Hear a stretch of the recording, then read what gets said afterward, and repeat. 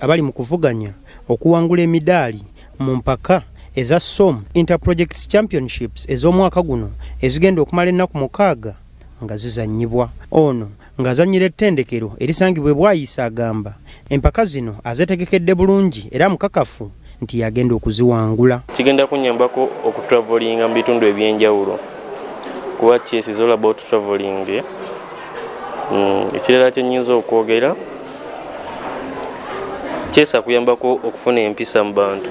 Guno mulundi gwa 18 ng'empaka zino zitegekebwa nga zatandikibwawo n'ekigendererwa eky'okuzuula ebitone sako n'okukulaakulanya omuzannyo guno wano mu ggwanga. Robert Katende akulira SOM Chess Academy agamba bwe kyempaka zino bazitandikawo Uganda efunye abazannyi abapya abazannyi omuzannyo guno okutuuka ku ddala ly'ensi yonna. From this event where we've seen some of the players like Patricia Kauma now, the reigning champion of Rabushenyi. She just won Rabushenyi at the end of last month for the national, and she's also one of the Olympians in Uganda.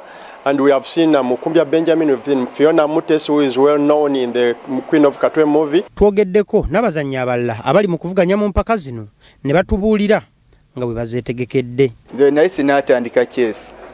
Nali waliwo subject ezimu ze sitakola na bulungi ku ssomero nga mapi okubala okwo niwe baatandika okunjigiriza mu chess nabe ebintu ne bikyukamu. My expectation from this tournament is to win something at least and go with it to Gulu.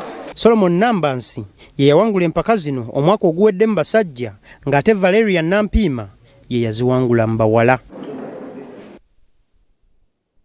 Oti akadde katudduseeko kiriza tuwumbire